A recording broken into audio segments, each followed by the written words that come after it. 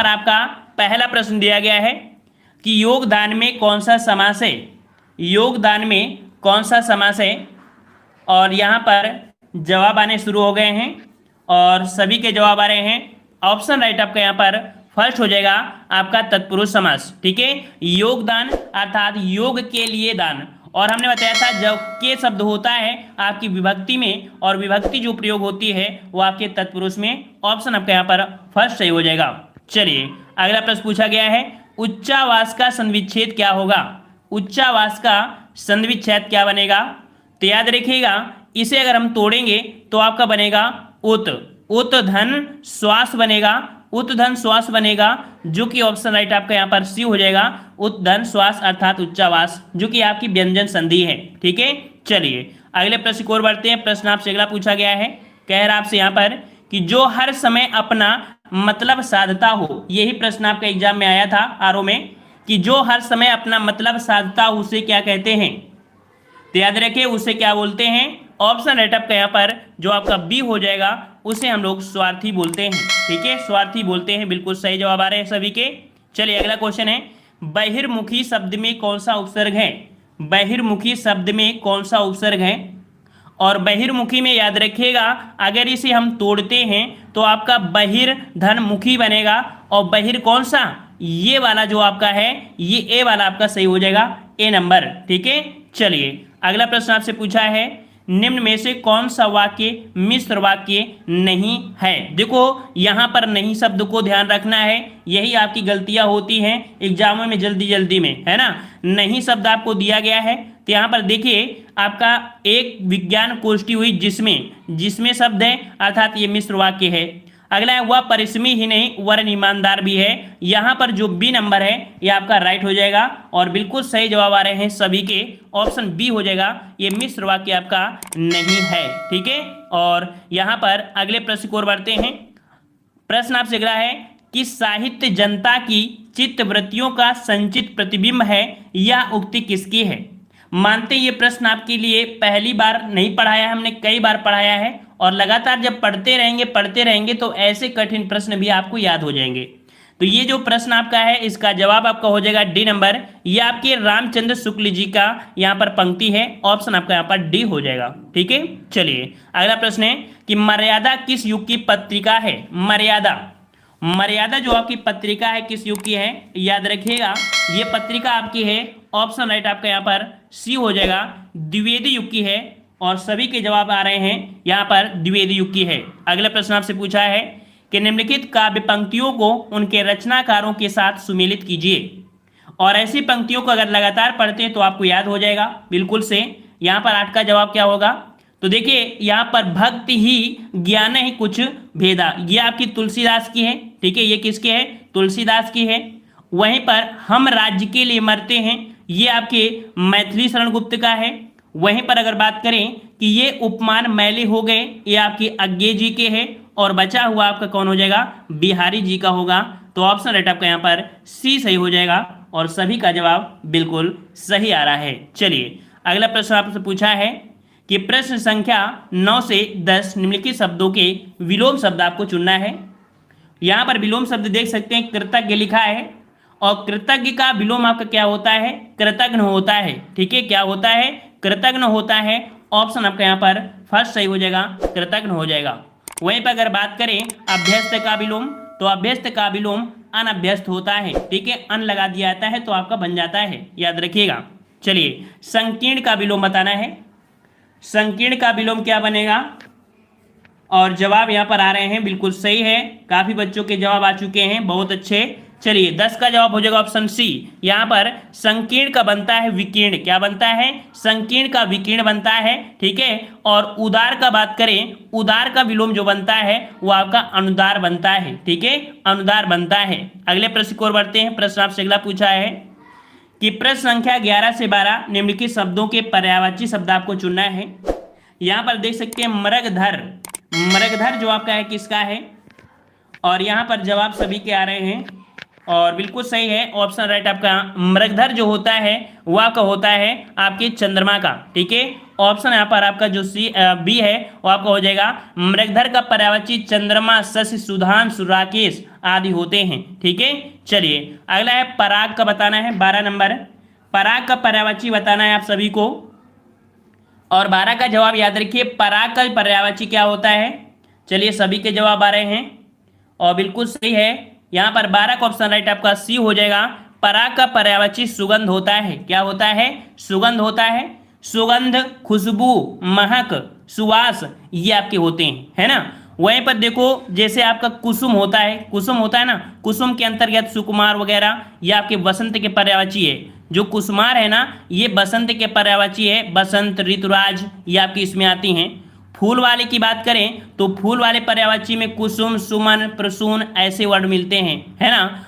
भारती की बात करें तो भारती आपका होता है किसमें? वाणी, वगीश, वागेश्वरी ये आपको देखने को मिलते हैं। चलिए अगला प्रश्न आपसे यहाँ पर पूछा गया है, कह रहा आपसे प्रश्न संख्या जो आपका दिया है कौन सा? 13 से 15, है ना। तो यहाँ पर 13 से 15 में दिया गया है कि नीचे दिए गए शब्द के लिए अर्थ व्यंजन 4 विकल्प दिए हैं। सर्वाधिक उपयुक्त व्यंजन आपको बताना है। यहाँ पर गयंद का अर्थ क्या होता है? गयंद का अर्थ क्या होता है? और जवाब यहाँ पर लगभग सभी के आ चुके हैं। बहुत ही अच्छी तैयारी है। हमारे प्रश्न पढ़ने से अगर आपके आंसर आ जाते हैं उसके पहले ही, तो ये समझिए कि आपकी तैयारी बहुत ही बढ़िया है। चलिए बहुत ही बढ़िया है। ऑप्शन आपका यहाँ पर डी हो जाएगा। गयंद का मतलब आपका बड़ा हाथी होता है। ऑप्शन आपका डी सही हो जाएगा। चलिए अगला है मूढ़ चेता किसे बोलते हैं? चलिए फास्ट रहिए थोड़ा। मूढ़ चेता किसे बोलते हैं?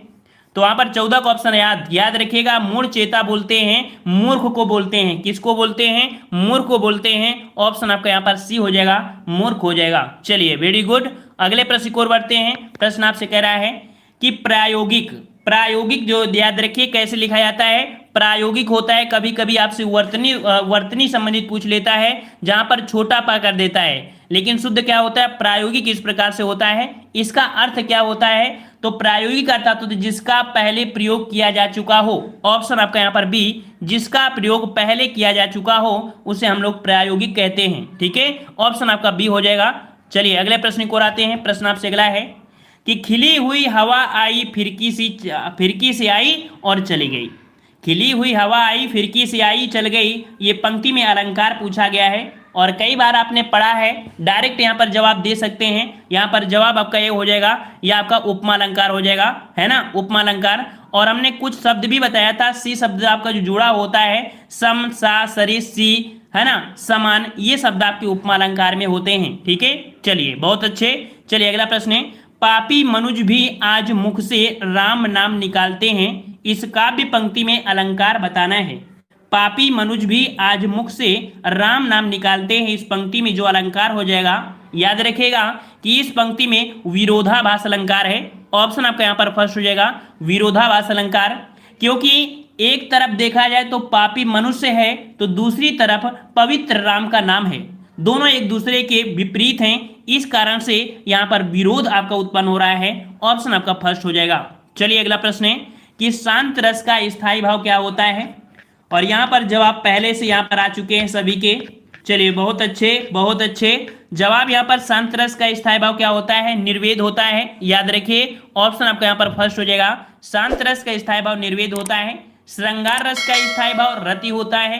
विभत्स का स्थायी भाव जुगुप्सा या आपका घृणा होता है। ये पॉइंट आपको याद रखना है, ठीक है।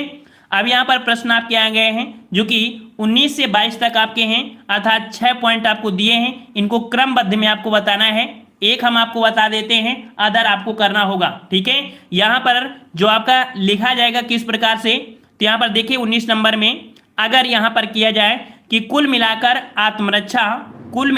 आत्मरक्षा के मामले में महिला की रपट तथा पुलिस अधिकारियों की बातों से यही निष्कर्ष सामने आता है कि छात्रों को आत्मरक्षा के लिए सुरक्षा के तरीकों में निपुण। यहाँ पर सी नंबर आपका भरा जाएगा, ठीक है, सी नंबर आपका भरा जाएगा। इसी प्रकार से यहाँ पर क्वेश्चन है, इनको आप आसानी से सॉल्व कर सकते हैं, ठीक है, सॉल्व कर लेंगे ना। इनको हम स्किप कर दे रहे हैं क्योंकि इनमें समय भी लगता है ना, और इसे आप आसानी से सॉल्व भी कर लेते हैं। और अगर एग्जाम में अच्छे प्रश्न आया तो सॉल्व कर देंगे। यहाँ पर गद्यांश को भी स्किप कर दे रहे हैं, ठीक है। और गद्यांश के बाद हम आते हैं अपने इस विशेष पॉइंट में। चलिए, यहाँ पर आपका दिया गया है संख्या 28 से 31, कह रहा है आपसे,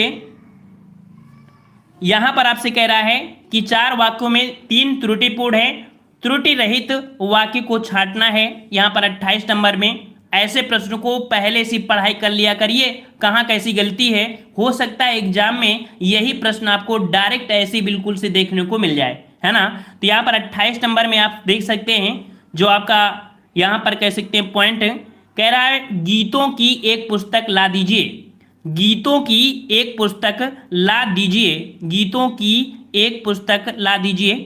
तो यहाँ पर भाई गीतों की पहले में कोई पॉइंट, दूसरे में हाँ गीतों की एक पुस्तक, बी वाला आपका सही हो जाएगा, गीतों की एक पुस्तक ला दीजिए, ये आपके यहाँ पर हो जाएगा, ठीक है। चलिए अगले प्रश्न का आते हैं, कह रहा आपसे 29 नंबर कि मैं सारी रात भर जागता रहा, मैं सारी रात भर जागता रहा, क्या ये प्रयोग करेंगे इसमें, क्या ये प्रयोग करेंगे, नहीं। यहां पर देखिए, यहां पर मैं सारी रात भर जागता रहा सही है, मैं पूरी रात, मैं सारी रात जागता रहा, यहां पर देखिए डी नंबर जो आपका है सही हो जाएगा, है डी नंबर आपका सही हो जाएगा, बिल्कुल सही जवाब है। अगला प्रश्न आपका 30 नंबर पूछा गया है और ऐसा बिल्कुल से पहले से यहां पर बिल्कुल जवाब आ रहे हैं। यहां पर 30 नंबर में बताइए कौन सा आपका सही हो जाएगा। थोड़ा सा समय जरूर लगता है इन प्रश्नों में, है ना, इन प्रश्नों में समय जरूर लगता है। तो 30 वाले में आप देख सकते हैं कि जब तक मैं नहीं आऊं इस समय तक, तो इस समय शब्द आपको क्या बोलेंगे, नहीं। जब के साथ तब का प्रयोग होता है, ये आपको पॉइंट याद रखना है। तो ऑप्शन राइट आपका बी, जब तक मैं ना आऊं तब तक तुम पढ़ते रहना, तो जब के साथ तब प्रयोग हुआ, बी नंबर आपका सही हो जाएगा, ठीक है। चलिए अगला है, यह काम मैं आसानी सहित कर सकता हूं, क्या ये पॉइंट हम सही कह सकते हैं, नहीं कह सकते हैं ना। दूसरा देखिए, यह काम मैं आसानी से कर सकता हूं, 31 का ऑप्शन आपका बी सही हो जाएगा और सभी का जवाब बिल्कुल आ रहा है। और यहाँ पर डेली क्लास लिया करिए, जो बच्चे नए क्लिक हो रहे हैं वो लोग डेली का डेली क्लास लेंगे तो 100% आपको पेपर बिल्कुल एग्जाम में ऐसा प्रतीत होगा कि नहीं पेपर तो पूरा का पूरा पढ़ा हुआ आया है, ठीक है। तो यहाँ पर देख सकते हैं आपको खाली स्थान भरना है। कह रहा आपसे, गांधी जी का अर्थशास्त्र धर्म और किस पर आधारित आपका है। तो यहाँ पर 32 का जवाब जो आपका हो जाएगा, ये आपका ये हो जाएगा, गांधी जी का अर्थशास्त्र धर्म और न्याय, ठीक है, धर्म और न्याय भरेंगे। हमने आपको एक पॉइंट बताया था, याद रखिए, यहाँ पर किसी का डी आ रहा है जवाब, किसी का ए आ रहा है। हमने आपको बताया था जब न्याय शब्द हो तो आपको न्याय भर देना है, ठीक है। तो ऑप्शन आपका ए भरेंगे। और कहीं कहीं एग्जाम में डी भी होता है, क्योंकि ये प्रश्न आपका अपवादित रहता है। वैसे जब आपका दोनों हो तो आप फर्स्ट वाले को ज्यादा ही प्रायिकता देंगे, फर्स्ट आपका। अगला है, दृष्टि राष्ट्रीयता का आधार है, 33 नंबर में दृष्टि राष्ट्रीयता का आधार है। तो दृष्टि अर्थात जो धर्मनिरपेक्ष है, ठीक है, धर्मनिरपेक्ष जो आपका है ये आपका हो जाएगा धर्मनिरपेक्ष, ये दृष्टि राष्ट्रीयता का आधार है। ऑप्शन आपका यहाँ पर डी भरा जाएगा, ठीक है, डी नंबर आपका हो जाएगा। अगले प्रश्न को बढ़ते हैं। प्रश्न आपसे अगला है कि लोकतंत्र राज्य जनता में राष्ट्रीय भावना रूप में जागृत करता है, अर्थात यहां पर हम लोग क्या भर दें, लोकतंत्र राज्य जनता में राष्ट्रीय भावना यहां पर स्वाभाविक रूप से जागृत करता है। ऑप्शन यहां पर आपका डी हो जाएगा, यहां पर जवाब आपका डी हो जाएगा, ये आपका यहां पर सही हो जाएगा और सभी के जवाब आ रहे हैं। चलिए अगले प्रश्न की ओर बढ़ते हैं। प्रश्न आपसे अगला है कि विकास के लिए आर्थिक आवश्यक होती है, विकास के लिए आर्थिक आवश्यक होती है। और अगर आज के टेस्ट पेपर में, अगर आपने आज के टेस्ट पेपर में यहाँ पर कह सकते हैं कि 90% कर लिया तो समझिए कि हिंदी आपकी बहुत ही तैयार है, क्योंकि आज के प्रश्न थोड़े से घुमाऊ हैं, है ना, यहाँ पर थोड़े से टफ होंगे। तो विकास के लिए आर्थिक आवश्यक क्या होता है, तो याद रखिए वहां पर आत्मनिर्भरता आवश्यक होती है, यहां पर आपका बी भरा जाएगा, ठीक है, बिल्कुल सही है, सभी के जवाब बिल्कुल दनादन आ रहे हैं। और अगला प्रश्न है, निम्न में से कौन सा शब्द पार्श्विक है, पार्श्विक पूछा है, हमने पिछली वीडियो में भी आपको बताया था पार्श्विक। यहां पर पार्श्विक कौन सा आपका है, तो जो आपका ला है, जब ला बोलेंगे तो जीभ आपके पीछे को फोल्ड हो जाती है। आप खुद बोल के देखिए ला, जब ला बोलेंगे तो जीभ आपके पीछे तालू में स्पर्श होगी और थोड़ी सी फोल्ड हो जाएगी, मतलब मुड़ जाएगी, है ना। तो ला जो आपका है वो पार्श्विक है। वहीं पर हमने बताया था कि जो या होता है और रा होते हैं उन्हें अर्ध स्वर कहते हैं, जो कभी स्वर या कभी व्यंजन के रूप में हो जाते हैं। तो ये आपके अर्ध स्वर के अंतर्गत आते हैं, ठीक है। ये पॉइंट आपको याद रखना है, ठीक है। और वहीं पर अगले पॉइंट की आते हैं, कह रहा आपसे उन्मेष किस प्रकार का शब्द है। उन्मेष किस प्रकार का शब्द है। चलिए सभी जो नए हैं सभी का हमारे चैनल पर वेलकम है। चलिए यहाँ पर 37 नंबर उन्मेष किस प्रकार का शब्द है। तो 37 को ऑप्शन राइट आपका जवाब यहाँ पर आपका ए हो जाएगा। उन्मेष जो शब्द है वो आपका तद्भव शब्द है। क्या है आपका तद्भव शब्द है, और ऐसे प्रश्न आपके एग्जाम में हमेशा देखने को मिलते हैं, ठीक है। तो ऑप्शन आपका यहाँ पर फर्स्ट हो जाएगा। उन्मेष आपका क्या है, आपका तद्भव शब्द है, ठीक है। और यहाँ पर अगले प्रश्न को आते हैं। प्रश्न आपसे अगला पूछा गया है कि किस बोली में ने परसर्ग लगाया जाता है। ने परसर्ग की बात किया है, और ने परसर्ग की अगर बात करेंगे तो यहाँ पर याद रखिए जो आपकी खड़ी बोली होती है, खड़ी बोली में आपका ने परसर्ग आपका लगा रहता है, ठीक है। ऑप्शन आपका बी सही हो जाएगा। अगला प्रश्न आपसे पूछा है कि भारतवर्ष के लिए हिंदी भाषा का नाम सबसे पहले किसने सुझाया था। भारतवर्ष के लिए हिंदी भाषा का नाम सबसे पहले किसने सुझाया था। सभी का जवाब होना चाहिए यहाँ पर। तो जवाब यहाँ पर आपका 39 के आने शुरू हो गए हैं, और 39 को ऑप्शन राइट आपका जवाब यहाँ पर याद रखिए। ऑप्शन यहाँ पर बिल्कुल सही है। ऑप्शन आपका सी हो जाएगा, वेरी गुड। ऑप्शन आपका सी हो जाएगा राजा राम मोहन राय, ठीक है। राजा राम मोहन राय हो जाएगा। अगला प्रश्न है कि देव जो महान है यह किस समास का उदाहरण है। देव जो महान है, देव जो, और हमने आपको पॉइंट बताया था जो शब्द मिल जाए, जो शब्द अगर मिल जाए वो हमेशा किसमें होता है, यह हमेशा याद रखिए यह आपकी कर्मधारय समास में होता है। हमने बताया था समान शब्द, है ना, और जो शब्द होता है, रूपी शब्द होता है, ये शब्द आपको हमेशा कर्मधारय समास में देखने को मिलता है। बहुत अच्छे, सभी के जवाब बिल्कुल आ रहे हैं। और यहाँ पर 40 प्रश्न हमने हिंदी के यहाँ पर सॉल्व किए हैं, और लगभग 40 में आज 35 प्रश्न सही करना अनिवार्य था। यहीं पर हम लोग इसी में सामान्य अध्ययन का भी टेस्ट इसमें सॉल्व कर ले रहे हैं, ठीक है। यहाँ पर कह रहा है नूरजहां किस मुगल सम्राट की पत्नी थी। फटाफट इसको हम लोग सॉल्व करेंगे, ठीक है। हिंदी को सॉल्व कर लिया है, जीके के भी सॉल्व कर लें। 15 क्वेश्चन। नूरजहां किस मुगल सम्राट की पत्नी थी। तो राइट आंसर आपका 41 का हो जाएगा, बिल्कुल सही है। ऑप्शन सी, ये आपकी जहांगीर की पत्नी थी, ठीक है। जहांगीर की पत्नी थी, याद रखिएगा। इनका मूल नाम क्या था। इनका मूल नाम था, इनका नाम था मेहरून निसा, ठीक है। मेहरून निसा के नाम से जानते थे इन्हें। ये पॉइंट बहुत पूछा जाता है। चलिए प्लासी का युद्ध किस वर्ष लड़ा गया था। प्लासी का युद्ध बिल्कुल सही जवाब है। ऑप्शन राइट आपका यहाँ पर सही हो जाएगा। यहाँ पर प्लासी का युद्ध लड़ा गया था 1757, ठीक है। 1757 में बंगाल के नवाब थी सिराजुद्दौला और अंग्रेजों के मध्य हुआ था, जिसमें से सिराजुद्दौला की यहाँ पर हार हो गई थी, ठीक है। चलिए अगला प्रश्न पूछा है कि पाकिस्तान के खिलाफ कारगिल युद्ध किस वर्ष शुरू हुआ था। कारगिल युद्ध के बारे में आप लोग भूल नहीं सकते हैं, अपने देश का यहाँ पर कह सकते हैं बात है, और इसे कोई भी बच्चा याद मतलब भूल नहीं सकता है, ठीक है। तो याद रखिए कारगिल युद्ध ये आपका हुआ था 1999 में, ठीक है। 1999 में भारत और पाकिस्तान के बीच यहाँ पर मई जून में कह सकते हैं कश्मीर के कारगिल जिले में हुआ था, ठीक है। तो याद रखिएगा। चलिए अगले पॉइंट के आते हैं। पॉइंट आपसे अगला पूछा है कि भारतीय संविधान में निहित शक्तियों का सिद्धांत संविधान से लिया गया है। भारतीय संविधान में जो निहित शक्तियां हैं, ये शक्तियां आपकी कहां से ली गई हैं। तो याद रखिए ये कनाडाई, ठीक है। कनाडाई आपकी जो आपका है कनाडा के सिद्धांत से, या कनाडाई शब्द अगर आप पहली बार पढ़ रहे हैं तो याद रखिए इसे कनाडा बोलते हैं। तो कनाडा के संविधान से लिया गया है, ठीक है। ऑप्शन जिसका जिसका बी आ रहा है बिल्कुल सही है। और ऐसा लग रहा है कि हिंदी से ज्यादा तैयारी जीके में है, बिल्कुल फटाफट आंसर आ रहे हैं। चलिए अगला प्रश्न है भारतीय संविधान में कितने भाग हैं। भारतीय संविधान में कितने भाग है, ये क्वेश्चन अभी आज एग्जाम में आया था आरओ में। चलिए यहाँ पर भारतीय संविधान में कितने भाग आपके हैं। तो जवाब यहाँ पर आपका हो जाएगा 45 को ऑप्शन राइट बिल्कुल सही है। ऑप्शन आपका फर्स्ट हो जाएगा। 22 आपके भाग हैं, याद रखिएगा 22 भाग, ठीक है। ये पॉइंट आपको याद रखना है क्योंकि संविधान स्टार्टिंग में हुआ था 395 अनुच्छेद, 22 भाग और 12 अनुसूचियां थी। बहुत अच्छे, बहुत अच्छे। चलिए अगला प्रश्न है कि निम्नलिखित में से किसकी उपस्थिति में राष्ट्रपति शपथ ग्रहण करते हैं। राष्ट्रपति जो शपथ ग्रहण करते हैं वो आपकी किसकी उपस्थिति में। तो याद रखिएगा ऑप्शन राइट आपका यहाँ पर सी हो जाएगा।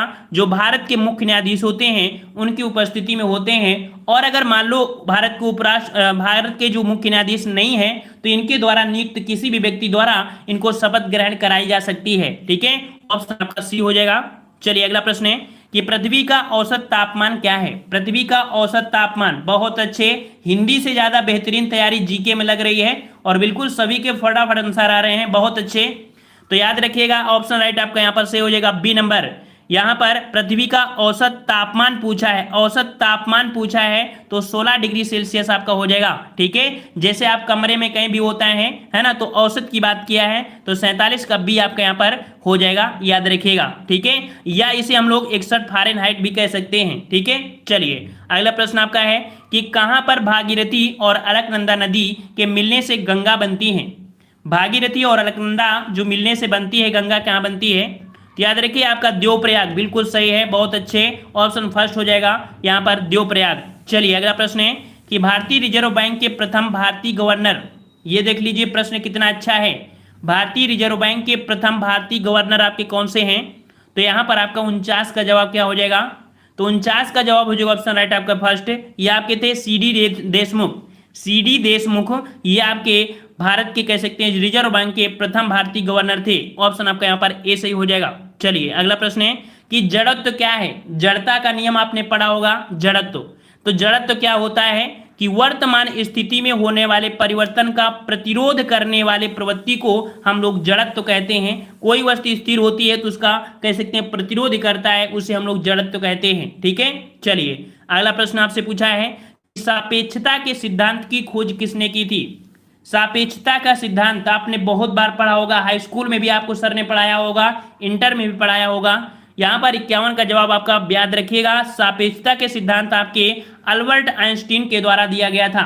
चलिए ऑप्शन आपका यहाँ पर बी हो जाएगा। ठीक है, चलिए अगला प्रश्न है अमोनिया का रासायनिक सूत्र। अमोनिया का रासायनिक सूत्र क्या होता है? तो याद रखिए अमोनिया नाइट्रोजन का एक स्थायी कार्बोहाइड्राइड है, मतलब हाइड्राइड है, कह सकते हैं हाइड्राइड। तो यहाँ पर आपका जो जवाब है वो आपका कौन सा? डी, NH3 आपका हो जाएगा।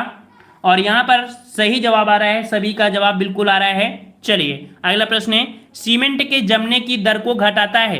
अर्थात देखते हैं कि सीमेंट जो होती है ना, उसमें अगर आप पानी डाल दें तो इतनी जल्दी वो जमता नहीं है, तो उसमें क्या मिला दिया जाता है, इतनी जल्दी नहीं जमता है, वो आपका क्या होता है? ऑप्शन सी, उसमें जिप्सम मिला देते हैं। जिप्सम मिलाने के कारण ही सीमेंट बहुत जल्दी आपकी नहीं जमती है। अगर उसमें जिप्सम ना हो तो जैसे ही पानी डालोगे वो तुरंत आपकी जाम हो जाएगी। ठीक है, इसलिए उसमें जिप्सम मिला देते हैं। चलिए अगला प्रश्न आपका है कि रीढ़ की हड्डी वाले प्राणी, रीढ़ की हड्डी वाले प्राणी जिन्हें हम बोलते हैं वर्टिब्रेट, क्या बोलते हैं? वर्टिब्रेट बोलते हैं, ये प्रजाति के अंतर्गत आते हैं। रीढ़ की हड्डी वाले प्राणी को हम लोग बोलते हैं क्या? याद रखिएगा ऑप्शन राइट आपका यहाँ पर 54 का सही हो जाएगा, डी नंबर। इन्हें कार्डेटा संघ बोलते हैं। क्या बोलते हैं साथियों? कार्डेटा संघ बोलते हैं, बिल्कुल सही जवाब आ रहा है, कार्डेटा संघ आपके होते हैं। ठीक है, चलिए अगला प्रश्न पूछा है कि पेलाग्रा और स्कर्वी क्रमशः कौन सी विटामिन की कमी के कारण होते हैं। सामान्य अध्ययन का बहुत ही बेहतरीन प्रश्न आपका है। पेलाग्रा और स्कर्वी जो आपके रोग होते हैं वो कौन सी विटामिन की कमी से होते हैं? और सभी के जवाब बिल्कुल सही आ रहे हैं। ऑप्शन राइट आपका यहाँ पर बी हो जाएगा, विटामिन B3 और विटामिन सी। ठीक है, विटामिन B3 और विटामिन सी की कमी से यहाँ पर कह सकते रोग होते हैं। विटामिन B3 से पेलाग्रा रोग और विटामिन सी की कमी से स्कर्वी रोग होता है। बहुत सही। चलिए अगला प्रश्न है कि निम्न में से पोलियो की बीमारी होने का कारण क्या है। आपने देखा होगा पोलियो की बीमारी में जो हाथ होते हैं वो टेढ़े मेढ़े होते हैं ना, तो ये किस वजह से होते हैं? तो याद रखिएगा कि पोलियो होने का मुख्य कारण होता है वायरस। क्या होता है? वायरस होता है। क्या होता है कि खाने में ये वायरस आपके जाता है और सीधा यहाँ पर धीरे धीरे आपके यहाँ पर बोन में अर्थात हड्डी में पहुंच जाता है और इसकी वजह से आपकी कह सकते हैं हड्डियों में दिक्कत हो जाती है। चलिए लौंग किससे प्राप्त होती है? लौंग किससे प्राप्त होती है? और आज इसी से जुड़ा हुआ एक प्रश्न आपका पूछा गया था, जो आपकी शायद हल्दी या कह सकते हैं हींग पूछा गया था। हींग पूछा गया था, हींग कैसे प्राप्त होती है? तो आपकी जड़ से प्राप्त होती है हींग, है ना। और लौंग अगर बात करें, लौंग किससे प्राप्त होती है? तो ये प्राप्त होती है आपके फूल की कली से। फूल की कली से होता है, तो ऑप्शन आपका यहाँ पर डी हो जाएगा। ठीक है, चलिए अगला है ग्रीन हाउस प्रभाव में कौन सी गैस सर्वाधिक भाग देती है? ग्रीन हाउस प्रभाव में कौन सी गैस सर्वाधिक भाग देती है? तो ग्रीन हाउस यहाँ पर याद रखिएगा 58 का ऑप्शन आपका फर्स्ट हो जाएगा। यहाँ पर पानी का वाष्प याद रखिएगा न, आपने कार्बन तो पढ़ा है लेकिन पानी की वाष्प जो होता है ये ग्रीन हाउस गैस में आपके सर्वाधिक भाग देता है। ऑप्शन आपका यहाँ पर ए हो जाएगा। ठीक है, आपका ए हो जाएगा, अदर में निशान मत लगाइएगा। ठीक है, चलिए अगला प्रश्न है कि देखिए काफी लोगों के यहाँ पर ओजोन आ रही, तो ओजोन से कोई मतलब नहीं है। नाइट्रोजन आपकी ठंडी होती है तो इससे कोई मतलब नहीं होगा। ऑक्सीजन से कोई मतलब, तो पानी का जो वाष्प होता है, ठीक है, ये आपका यहाँ पर होगा, याद रखिएगा। चलिए, राष्ट्रीय फिल्म पुरस्कारों का प्रारंभ किया गया था, ये क्वेश्चन आपको पूछा गया है। राष्ट्रीय फिल्म पुरस्कारों का जो प्रारंभ हुआ था वो आपका किस वर्ष हुआ था? तो बिल्कुल सही जवाब है, ऑप्शन आपका यहाँ पर फर्स्ट हो जाएगा। 1973 से राष्ट्रीय फिल्म पुरस्कारों का प्रारंभ आपका हुआ था, ये क्वेश्चन आपका पूछा भी गया है। ठीक है, चलिए अगला है, बचपन बचाओ आंदोलन के संस्थापक कौन थे? बचपन बचाओ, थोड़ा सा और टेस्ट लगा है, थोड़ा सा टेस्ट और बचा है और काफी अच्छी तैयारी आपकी जीके में है, और आज ऐसा लग रहा है कि हिंदी से ज्यादा तैयारी आपकी जीके में है। चलिए यहाँ पर बहुत अच्छे, 60 का ऑप्शन आपका डी हो जाएगा कि बचपन बचाओ आंदोलन के संस्थापक आपके कौन है? जो कैलाश सत्यार्थी हैं, और इसी से जुड़ा हुआ क्वेश्चन आपका आया भी था। ठीक है, तो यहाँ पर कह सकते हैं कि जो आपका एक सन पूछा जाता है 1980, इन्होंने 1980 में बाल श्रम से बच्चों को बचाने के लिए बचपन बचाओ आंदोलन की शुरुआत किया था। ठीक है, और अगले प्रश्न को आते हैं, आपसे लैंगिक समानता हेतु कौन सा उपाय अनुचित है? लैंगिक समानता हेतु कौन सा उपाय अनुचित है? तो याद रखिए ये जो आपका होता है कौन? घर के बाहर जबरदस्ती काम पर भेजना। ठीक है, घर के बाहर जबरदस्ती काम पर भेजना, ये लैंगिक समानता के हेतु आपका उपाय अनुचित होता है। वैसे आप तीनों पॉइंट सही हैं लेकिन ये आपका अनुचित हो जाएगा। ठीक है, 61 को ऑप्शन राइट आपका डी सही हो जाएगा। ठीक है, और यहाँ पर जो लैंगिक समानता के अंतर्गत आते हैं वो आपके समान वेतन, दहेज विरोधी आदि शब्द आते हैं। अगला प्रश्न है, क्या मोबाइल फोन को साइबर लॉ में परिभाषित किया गया है? क्या मोबाइल फोन को साइबर लॉ में परिभाषित किया गया है? तो यहाँ पर 62 का ऑप्शन राइट आपका फर्स्ट हो जाएगा। जी हाँ, मोबाइल फोन को साइबर लॉ में यहाँ पर शामिल किया गया है। ठीक है, मतलब कि जिसमें साइबर के माध्यम से होने वाले अपराधों पर नियंत्रण की बात कही जाती है वो आपका साइबर अपराध होता है। ठीक है, और याद रखिए कि जो आपका वर्तमान में जो पीढ़ी बदल रही है वो आपकी साइबर के तहत आपका आ चुका है। ठीक है, अगला है, उत्तर मध्य क्षेत्रीय सांस्कृतिक केंद्र स्थित है। उत्तर मध्य क्षेत्रीय सांस्कृतिक केंद्र आपका कहाँ पर है? तो 63 का ऑप्शन राइट आपका ये हो जाएगा, आपके इलाहाबाद में। इससे जुड़ा हुआ क्वेश्चन आपका आया था। ठीक है, चलिए और यहाँ पर आपके लिए लास्ट क्वेश्चन है कि उत्तर प्रदेश के निम्नलिखित जिलों में से किसका क्षेत्रफल सर्वाधिक है? किसका क्षेत्रफल सर्वाधिक है? यहाँ पर अब 64 का जवाब क्या हो जाएगा? तो 64 का ऑप्शन राइट आपका जवाब याद रखिएगा, जो आपका लखीमपुर खीरी है, लखीमपुर खीरी का जो आपका क्षेत्रफल है वो आपका सर्वाधिक है ना। और आपके आरओ की एग्जाम में क्वेश्चन ये पूछा गया था कि न्यूनतम साक्षरता दर आपकी कहाँ पर है? तो आपकी कहाँ पर थी? तो आपकी श्रावस्ती में थी, है ना। तो लगभग यहाँ पर देखो ये आपने टेस्ट पेपर सॉल्व किया।